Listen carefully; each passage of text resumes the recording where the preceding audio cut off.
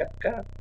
మన ప్రభును ప్రియరక్షకుడును అయిన యేసు ప్రభు నామములో దేవుని సన్నిధికి కూడి వచ్చిన మీ అందరికీ కూడా పేరు పేరు వస్తున్న నామములు ఆశీర్వదిస్తున్నాను. అయితే నా ప్రియమైనటువంటి వాళ్ళగా దేవుడు మరి ఎందుకు మనలను పిలిచాడు, ఎందుకు మనం పట్టబడ్డాం, ఈ లోకంలో జీవిస్తున్నటువంటి మనం చేత మనం పట్టబడ్డాం. మనం ఆయన దగ్గరికి వెళ్ళలేదు, కానీ ఆయన చేత మనం పట్టబడ్డాం కనుక ఆ క్రీస్తు ప్రభు వారి చేత మనం పట్టబడ్డాం కదా. పట్టబడినటువంటి మనం మరి ఏం చేయాలి? నా ప్రియమైనటువంటి వాళ్ళరా, ఎందుకు పట్టబడ్డామో దానిని పట్టుకోవటానికి పరిగెత్తుచున్నాను అంటున్నాడు పౌలు భక్తుడు. ఎక్కడ? ఫిలిప్పీయులకు రాసిన పత్రిక 3వ అధ్యాయం 11వ వచనంలో. ఎందుకు పట్టబడ్డామో క్రీస్తు యేసు చేత దానిని పట్టుకోవాలని పరిగెత్తుచున్నాను. మనం ఎందుకు పట్టుబడ్డామో మనకు తెలుసు. పరలోకం కోసం పట్టుబడ్డాము. పట్టుకోవడం కోసం ఆయన ఏ రీతిగా పరిగెత్తుచున్నాడో ఆ రీతిగా మనం కూడా పరిగెత్తాలి. ఆయన నా ప్రియమైన వాళ్ళరా, నేను ఇదివరకే పట్టుకొని ఉన్నాను అని తలంచుకోనను. నేను ఇదివరకే పట్టుకొని ఉన్నాను. మీరు దేని చేత మమ్మల్ని పట్టుకున్నారో దాని కొరకు నేను పరిగెత్తుతున్నాను. మీరు ఎందుచేత మరి అంటే పట్టుకున్న ఉన్నటువంటి ఉద్దేశ ప్రకారంగా నేను నిలబడి ఉన్నానని నేను అనుకోవట్లా. మనం అనుకుంటాం దేవుడు నన్ను పట్టుకున్నాడు. ఆ పట్టబడినటువంటి విధానంలో మన బ్రతుకులో అనేక మేలు చేస్తాడు, అనేక సమస్యల నుంచి విడిపిస్తాడు, రోగాల నుంచి విడిపిస్తాడు, శోధన నుంచి తప్పిస్తాడు, అపాయాల నుంచి తప్పిస్తాడు. అవన్నీ కూడా మనకి జరుగుతాయి. జరిగినప్పుడు నేను పట్టుకునే ఉన్నాను. ప్రభువా, నువ్వు నన్ను ఎందుకోసం పట్టుకున్నావు, కానీ నేను పట్టుకునే ఉన్నాను, నేను నిలబడి ఉన్నాను అని మనం తలంచుతాం. కానీ అక్కడ పౌలు భక్తుడు ఏమంటున్నాడు అంటే, నేను తలంచుకోవటం లేదు అంటున్నాడు, కానీ ఒకటి చేస్తున్నాను అని చెప్తున్నాడు. కింద వచ్చిన చూసినప్పుడు నేను ఒకటి చేస్తున్నాను. ఏంటది ఆయన చేస్తున్నటువంటిది చూసినట్లయితే నా ప్రియమైనటువంటి వాళ్ళరా, వెనకున్నవి మరిచి ముందున్న వాటి కొరకై వేగిరపడుచు క్రీస్తు యేసునందు దేవుని ఉన్నతమైన పిలుపుకు కలిగి బహుమానం పొందవాలని గురి యొద్దకే పరిగెత్తుచున్నాను. చూడండి, ఆయన ఒకటి చేస్తున్నాడంట. వెనుకున్నటువంటి వాటిని మరచి ముందున్నటువంటి వాటి కొరకై వేగిరపడుతున్నాడు. ఏంటి ఆ వెనుకున్నటువంటి వాటిని మరిచిపోవటం అంటే? మన బాధల, మన శ్రమల, మన ఇబ్బందుల, మన నిందల, మన అవమానాల, మన లేమ్య, మన పేదరికమా, అలాగే మన ఆర్థిక పరిస్థితుల, మన కుటుంబంలో ఉన్నటువంటి శోధనల, మన బిడ్డల ద్వారా కలిగేటువంటి సమస్యల, ఏ అయినప్పటికీ బద్ధకమా, నిర్లక్ష్యమా, నిద్రమొత్త, ఇవన్నీ కూడా వెనకున్నటువంటి వాటిని మరచి ముందున్నటువంటి వాటి కోసం వేగిరపడుతున్నాను అంటున్నాడు. అలాగే మనం వెనుకున్నటువంటి వాటిని మనం మరచిపోవాలి. మన యొక్క సమస్తాన్ని మర్చిపోవాలి. ముందున్నటువంటి వాటి కోసం మనం వేగిరపడవాలి. పౌలు భక్తుని వల్లే ముందున్నటువంటి వాటి కోసం వేగిరపడాలి. అంటే మనం చురుకైనటువంటి వారంగా, ఎబ్రీ స్త్రీల వలె చురుకైనటువంటి వారంగా ఉండాలి. మెలకు కలిగినటువంటి వారంగా ఉండాలి. నా ప్రియమైనటువంటి వలన దేవుని యొక్క రాకడ బహు సమీపంగా ఉంది. ఆ రాకడ కొరకు ఎదురు చూసేటువంటి వారంగా ఉండాలి. కనుక వాటన్నిటిని విడిచిపెట్టు. మనం దేవుని సన్నిధిలోకి వచ్చినప్పుడు ప్రభువా ఏమంటాము అంటే, మన విచారాలన్నీ కొట్టివేసేవాడు ఆయనే, మనకు బలాన్ని ప్రసాదించేటువంటి వాడు ఆయనే, మన బ్రతుకులను బాగు చేసేటువంటి వాడు దేవుడే. అలాగే మన సమస్యల నుంచి, శోధనల నుంచి విడిపించేటువంటి వాడు దేవుడే. ఆయన మనల్ని ఎరగడు అనుకుంటున్నాం, కానీ ఈ సృష్టిని సృష్టించక పూర్వమే నేను నిన్ను ఎరిగి ఉన్నాను అంటున్నాడు. ఈ సృష్టికర్త ఆ సృష్టిని సృష్టించక పూర్వమే మునుపే మనల్ని ఎరిగి ఉన్నాను అంటున్నాడు. మన పరిస్థితులు ఏంటో ఎరిగి ఉన్నాడు. మన జీవన విధానాలు ఏంటో ఎరిగి ఉన్నాడు. మనం ఎలా బ్రతకాలో ఎరిగి ఉన్నాడు. మనం ఏ చేతి నుంచి తప్పించబడాలో ఎరిగి ఉన్నాడు కనుక, ఆయన ఎరిగి ఉన్నటువంటి దేవుడు కనుక నా ప్రేమికుని వాళ్ళరా, దేవుని సన్నిధికి వచ్చిన తరువాత మన మనోదుఖాలు, మన విచారాలు, ఐహిక విచారాలని వీటన్నిటిని కూడా విడిచిపెట్టి ఆయన సన్నిధికి వచ్చిన తరువాత నువ్వెందుకు పిలిచావో ప్రతి ఒక్కరిని పిలిచారు. ఒక్కరే కాదు, మనందరినీ కూడా ఆయన యొక్క ఉన్నత ఉద్దేశ్యం లేకపోతే, మన పట్ల ఆయన యొక్క ఉన్నతమైన ప్రణాళిక లేకపోతే, ఆయన ఆలోచనలు మన మీద లేకపోతే, ఆయన ఆలోచనలు అతి గంభీరమైనటువంటివి కనుక మనలను ఆయన ప్రేమించి ఆయన ఆజ్ఞలను, ఆయన యొక్క న్యాయ విధులను, ఆయన కట్టడలను మనకి తెలియజేసి, దీని ప్రకారంగా మీరు నడవండి, దీని ప్రకారంగా మీరు బ్రతకండి అని చెప్పి ఆయన మనల్ని ప్రేమించి పిలిచాడు. ఆయన మనం ప్రతి ఒక్కరిని పిలిచాడు. ప్రతి ఒక్కరి పట్ల ఆయన యొక్క ఏర్పాటు ఉంది, ప్రణాళిక ఉంది, ఆయన యొక్క చిత్తం ఉంది. నువ్వు నేను అందరము ఆయన చేత పట్టబడ్డాం. అవును నా ప్రియమైనటువంటి వాళ్ళరా, మనం దేవుని సన్నిధికి వచ్చినటువంటి మనం, నా పట్ల నీ ప్రణాళిక ఏంటి ప్రభువా, నా పట్ల నీ చిత్తం ఏంటి, నువ్వు నడుచు మార్గాలన్నిట్లో నేను నీకు తోడై ఉంటానని సెలవిచ్చావు కదా, నీ మీద దృష్టి ఉంచి నీకు ఆలోచన చెప్పి నేను నిన్ను నడిపిస్తానని సెలవిచ్చావు కదా ప్రభువా, నా మీద దృష్టి ఉంచు, నాకు ఆలోచన చెప్పు, నా ఆలోచన కాదు మీ ఆలోచన కావాలి ప్రభువా అని చెప్పి, నా ఆలోచన కంటే నీ ఆలోచనలు అంటారు కదా. ఏమని అంటారు వాక్యంలో, మరి మీ ఆలోచన వంటివి కాదు నా ఆలోచన అంటారు, మీ తలంపులు వంటివి కాదు నా తలంపులు అంటారు.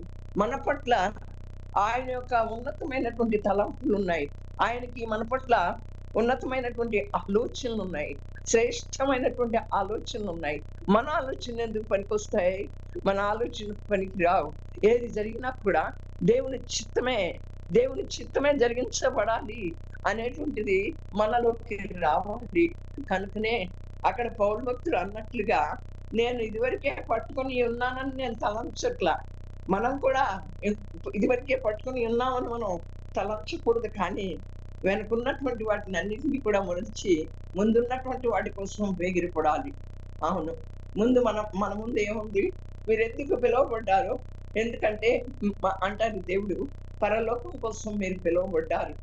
అవును, ఈ లోకంలో జీవించినంత కాలం ఎందుకు పిలువబడ్డారు అంటే, ఈ లోకంలో ఉన్నటువంటి మరి అంటే మారు మనస్సు లేకుండా రక్షణ పొందలేనటువంటి వారి కోసం, వారిని రక్షణలోకి నడిపించబడటం కోసం, వారి యొక్క మరి పరిస్థితులను అర్థం చేసుకుని ప్రతి ఒక్క వ్యక్తిని కూడా దేవుని వైపు తిప్పడం కోసం, దేవుని కృపాసనం వద్దకు నడిపించడం కోసం మనం పిలువబడ్డాం. అవును, పిలువబడినటువంటి మనం ఎటువంటి పిలుపుతో పిలువబడ్డాం? ఉన్నతమైన పిలుపుతో పిలువబడ్డాం, శ్రేష్టమైన పిలుపుతో పిలువబడ్డాం. ఈ పిలుపుని ఈ పిలుపు నుండి మనల్ని ఎవరు కూడా తప్పించలేరు. నా ప్రియమైనటువంటి వాళ్ళరా, ఎవరు కూడా ఈ పిలుపు నుండి మనల్ని దూరపరచలేరు, ఏ వ్యక్తి అయినప్పటికీ కూడా. అవును, ఎదురుగా ఉన్నటువంటి దూరంగా ఉన్నటువంటి దేవుణ్ణి ప్రేమిస్తున్నాం అంటున్నాం, కానీ మన ఎదురుగా ఉన్నటువంటి వ్యక్తిని మనం ప్రేమించలేకపోతున్నాం.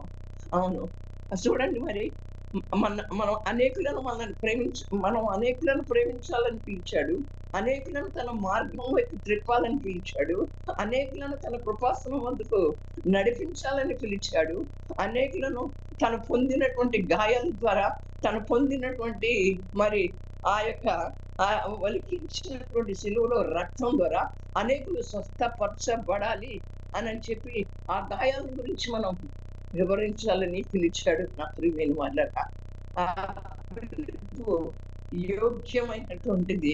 ఆ పిలుపు మనల్ని పిలిచినటువంటి దేవుడు మనల్ని ఎంతగా ప్రేమించి పిలుస్తున్నాడు అంటే, ఆయన నీవని లేదు, నేనని లేదు, మరి కులమని లేదు, మతమని లేదు, అలాగే యోగ్యులని లేదు, అయోగ్యులని లేదు. అలాంటి దేవుణ్ణి మనం కలిగి ఉన్నాం. నా ప్రియమైన వాళ్ళరా, మనల్ని ఆయన ఈ లోకంలో పిలిచి, వీరు నా బిడ్డలు అని, నా నామాన్ని మీరు ధరించుకోండి అని చెప్పి మరి మనల్ని ఇక్కడ ఈ లోకంలో నిలబెట్టినప్పుడు మనల్ని చూసినటువంటి వారు మనకి ఎంత గౌరవం ఇస్తున్నారు. దేనిని బట్టి గౌరవం వస్తా ఉందండి. ధనాన్ని బట్టి గౌరవం రాదు, ఉద్యోగాన్ని బట్టి గౌరవం రాదు, నీ అంతస్తులను బట్టి గౌరవం రాదు. అవును. నీ హోదాని బట్టి గౌరవం రాదు, కానీ ఆయనను బట్టి మనకు గౌరవం వస్తుంది. ఆయన వల్లే మనకు కీర్తి, ఘనత కలుగుతుంది. ఆయన వల్లే మనకేదైనా కలుగుతుంది. మనకు కలిగినయన్నీ కూడా దేవుని వల్లే కలిగాయి. మన తెలివి వల్ల కలగల, మన జ్ఞానం వల్ల కలగల నా ప్రియమైన వాళ్ళకా. కనుక మరి ఆ ఉన్నతమైనటువంటి పిలుపుతో మనల్ని పిలిచాడు. అట్లాగే పౌలు గారు ఏమంటున్నారు, నన్ను ఆయన దేవుని ఉన్నత పిలుపునకు కలుగు బహుమానం పొందవాలని నన్ను పిలిచాడు కనుక మరి ముందున్నటువంటి వాటి కోసం పరిగెడుచున్నాను, పరిగెత్తుచున్నాను, గురి యొద్దకే పరిగెత్తుచున్నాను అంటున్నారు. అయితే మనం కొరింథీయులకు రాసినటువంటి పత్రిక మొదటి కాదు 9వ అధ్యాయంలో మనం చూస్తే అక్కడ పరిగెత్తుతారు. అంటే ఈ లోకంలో పరిగెత్తినప్పుడు అనేక మంది పరిగెత్తుతారు పరుగు పందెంలో. అక్కడ ఎంతమందికి బహుమానం ఇవ్వబడుతుంది? ఒక్కరికే బహుమానం ఇవ్వబడుతుంది. మనం పరిగెత్తుతున్నాం, మరి అందరము పరిగెత్తుతున్నాం. మరి ఈ పరుగు పందెంలో పరిగెత్తేటువంటి వారికి అందరికీ బహుమానం ఇవ్వబడుతుంది. నా ప్రియమైనటువంటి వాళ్ళరా, మనం ఈ లోకంలో మనం పొందినటువంటి బహుమానాలు కానీ, లేకపోతే మన బిడ్డలకు వచ్చినటువంటి బహుమానాలు కానీ చూసి మనం ఎంతో సంతోషిస్తాం. కానీ దేవుడు అంటున్నాడు ఇక్కడ, నా ప్రియమైన వాళ్ళరా, ఆ పరిగెత్తడంలో, అక్కడ పరుగు పందెంలో పరిగెత్తేటువంటి వాళ్ళు ఒక్కరికే బహుమానం వస్తుంది. మరి మన అందరికీ మనం ఎక్కడికి పరిగెత్తుతున్నాం? గురి యొద్దకు పరిగెత్తుతున్నాం కనుక మనందరికీ కూడా బహుమానాన్ని ఇచ్చేటువంటి వాడు అందరికీ. అవును నా ప్రియమైనటువంటి వాళ్ళరా, పందెపు రంగమందు 1 కొరింథీ పత్రిక 9వ అధ్యాయము 14వ వచనంలో అంటాడు, పందెపు రంగమందు పరిగెత్తు వారందరూ పరిగెత్తుదురు, కానీ ఒక్కడే బహుమానం పొందునని మీకు తెలియదా? అటువల్లే మీరు బహుమానము పొందునట్లుగా పరిగెత్తుడి. చూడండి, వాళ్ళు పరిగెత్తినప్పుడు ఒక్కడే బహుమానం పొందుకుంటాడు అని మీకు తెలుసు కదా. మరి మీరు బహుమానం పొందునట్లుగా పరిగెత్తుడి. మరియు పందెమందు పోరాడు ప్రతివాడును అన్ని విషయంలో మితముగా ఉండును. వారు అంటే ఈ లోకంలో పరిగెత్తేటువంటి వారు, బహుమానం పొందుకునేటువంటి వారు ఏ కిరీటాన్ని పొందుకుంటారు? క్షయమైనటువంటి కిరీటాన్ని పొందుకుంటారు.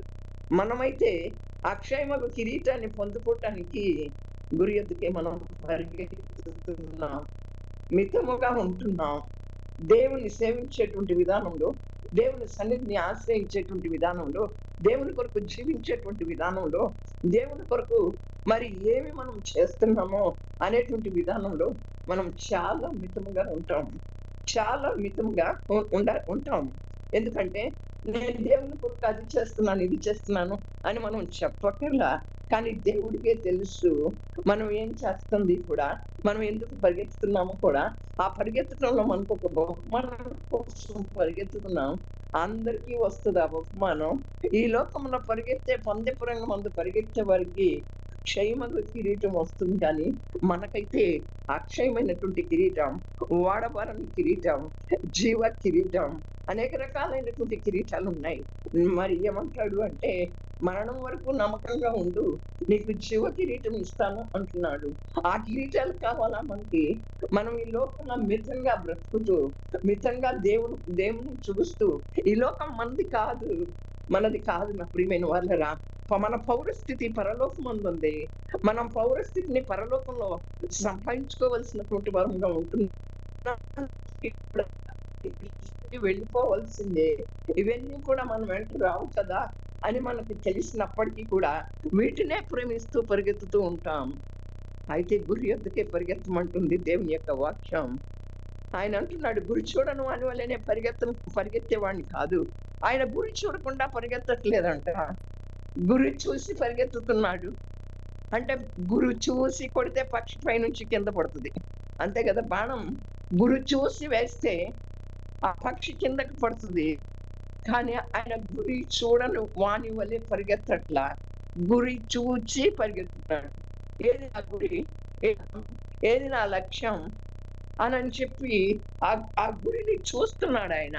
మనము మన గురి ఏంటి అని మనం ఆలోచన చేసినప్పుడు నా ప్రియమైన వారులారా, ఈ దినాలు ఎంతో చెడ్డవిగా ఉన్నాయి. అవును. మరి ఎంతో కష్టకాలాల్లో ఉంటున్నాం. అవును. మరి దేవుని రాకడ సమీపించిన కాలంలో ఉంటున్నాం. సూచనలు కనపడుతున్నాయి. అయినప్పటికీ కూడా మనం గురి యొద్దకే పరిగెత్తాలి. ఆ పందిపు రంగంలో మనం పొందుకున్నటువంటి బహుమానం అక్షయమైనటువంటిదిగా, ఆ కిరీటం అక్షయ కిరీటంగా ఉండాలి. గురి చూడకుండానే పరిగెత్తకూడదు. గురి చూడకుండా మరి మనం పరిగెత్తే ఒక చదువుకునేటువంటి విద్యార్థి మరి ఒక గురి లేకుండా మరి ఏది పడితే అది చదవడు కదా! నేను ఇంజినీర్ చదవాలని ఒక గురి, ఓ డాక్టర్ చెయ్యాలని ఒక గురి. ఆ గురిలో ఆయన పెట్టుకొని ప్రయాణం చేస్తా ఉన్నప్పుడు దానిలో విజయాన్ని సంపాదించుకుంటాడు. గురి లేకుండా ఉంటే అతని జీవితంలో ఏది కూడా మరి విజయం కనపడదు. అలాగే మనం కూడా గురి లేకుండా పరిగెత్తినట్లయితే మనం ఎక్కడికి వెళ్తాం?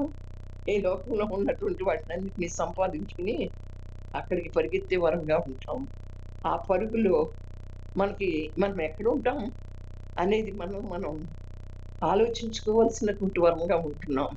పొందబోవు బహుమానం కొరకై.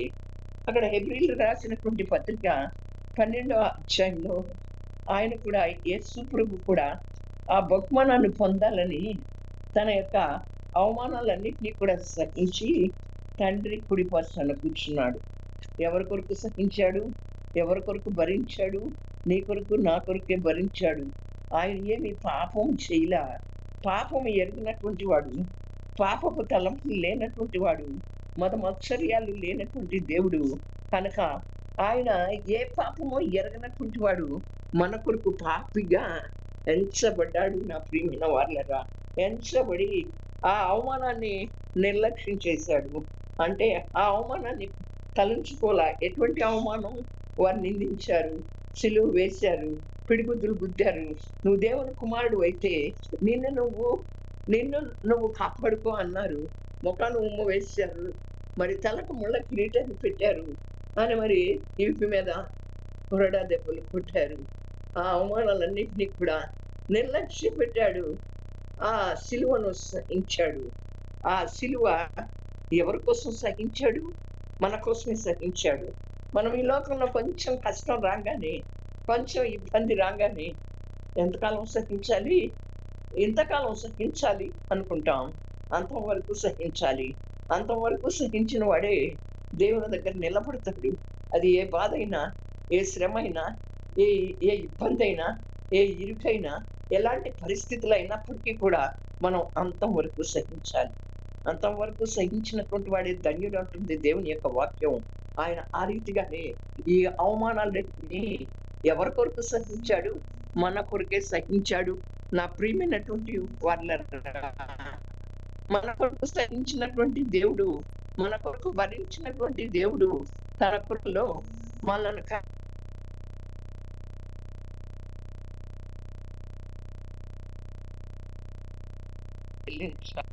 అయితే నా ప్రియమైనటువంటి వాళ్ళరా, దేవుడు ఆ రీతిగా మనలను మరి కాపాడుతున్నందుకు, మన పట్ల తన యొక్క కృపను చూపుతున్నందుకు, మరి ఎందుకంటే మనం ఎంత పాపులమో ఈ లోకంలో పాపాల నుంచి, శాపాల నుంచి విడిపించడం కోసం ఆయన ఎన్ని సహించాడు. మనకు ఒక దెబ్బ కూడా సహించలేం, ఒక గాయాన్ని కూడా సహించలేం, మన శరీరంలో ఒక బలహీనత వస్తే సహించలేం. ఎందుకు సహించాడు? పొందబోవు బహుమానం కొరకై.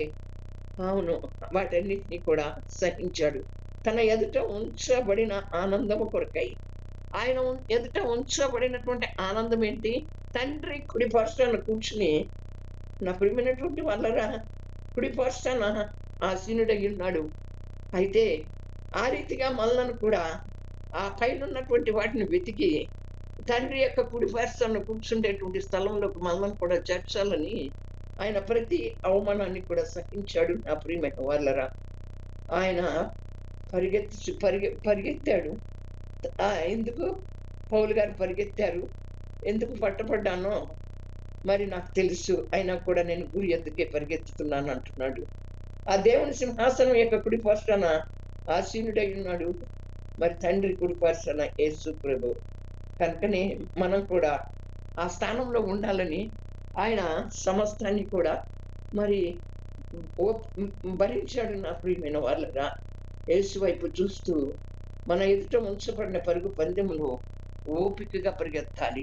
ఈ పరుగు పందెంలో ఓపికగా పరిగెత్తకపోతే మనం ఆ తండ్రి కుడి పర్సన యేసు ప్రభు కూర్చున్నటువంటి ఆ స్థానాన్ని మనం పొందుకోలేము నా ప్రియమైనటువంటి వాళ్ళరా. ఒక పరుగు పందెం జరుగుతా ఉన్నప్పుడు ఆ పాపకంట మరి బాగా మొదట స్థానంలో వస్తది. ఆమెకంట బంగారం అంటే చాలా ఇష్టమంట. ఈమెను ఎలాగన్నా ఓడించాలి అనని చెప్పి వారు అనుకుంటూ ఒక రోల్డ్ గోల్డ్ నగను తీసుకొచ్చి ఇక్కడ వేశారు. పరిగెత్తే ఆమె ఆ రోల్డ్ గోల్డ్ నగను చూసిన తర్వాత తన పరుగును ఆపేసింది. అలాగే మనం కూడా పరిగెత్తుతా గురి యొద్దకే పరిగెత్తుతాము. క్రీస్తు యేసు వైపు చూస్తూ ఆయన ఉన్నత పిలుపునకు కలుగు బహుమానం కొరకై మనం గురి యొద్దకే పరిగెత్తుతా ఉన్నప్పుడు అనేక ఆటంకాలు, అనేక అభ్యంతరాలు, అట్లాగే మనకి మనం మన ఆశలు ఇప్పుడు ఆమె చూడండి ఆ యొక్క బంగారం కోసం ఆగిపోయింది. ఆమెకి ఆ పరుగు పందెంలో ప్రథమ స్థానంలో ఉండలేకపోయింది. మనం కూడా ఈ లోకంలో దేన్ని వాంఛించినా, దేని కొరకు ఆశించినా, దేని గురించి చింతించినా, దేని కొరకు వెనుకున్నటువంటి వాటిని మరవకపోతే ప్రయాసపడి భారం మోసుకొని పోచున్న వాళ్ళరా, నా యొద్దకు రండి మీకు విశ్రాంతిని కలగజేస్తానని దేవుని లేఖనం సెలవిస్తూ ఉంటుండగా, మన ప్రయాసలన్నీ కూడా, మన భారాలన్నిటినీ కూడా మనమే మోస్తూ ముందుకు పరిగెత్తుతా ఉన్నప్పుడు నా ప్రియమైనటువంటి వాళ్ళరా, ఎవరైనా బరువు పట్టుకుని పరిగెత్తగలరా? ఎవరైనా మూట నెత్తి మీద పెట్టుకుని పరిగెత్తగలరా? పరిగెత్తలేము కనుక వెనుకున్నటువంటి వాటిని మరిచి ముందున్నటువంటి వాటి కోసం ఎగిరిపడుచు ఆయన పిలిచినటువంటి ఆ శ్రేష్టమైన పిలుపునకు కలిగి ఉన్నత బహుమానం కొరకై గురి ఎద్దుకే పరిగెత్తాలి. ఆ గురి మన యేసయ్యే, ఇంకొక గురిగా ఉండకూడదు. గురి చూడని వాడి వల్లే పరిగెత్తట్లేదు అంటున్నాడు పౌలు భక్తుడు. మనం ఈ లోకంలో గురి చూడకుండానే పరిగెత్తుతున్నాం. మన గురి యొద్దకు మనం పరిగెత్తాలని దేవుడి యొక్క వాక్యం ద్వారా నీతో నాతో మాట్లాడినందుకు దేవునికి ఏమిచ్చి రుణం తీర్చుకోలేము. రక్షణ పాత్రను చేతికి పట్టుకుని కృతజ్ఞతాస్తుతులు చెల్లించవలసిన వారంగా ఉంటున్నాం. దేవుడి వాక్యాన్ని మనం వినికిడిలో ఆశీర్వదించి ఫలవర్ధించేయునుగాక. ఆ ప్రకారం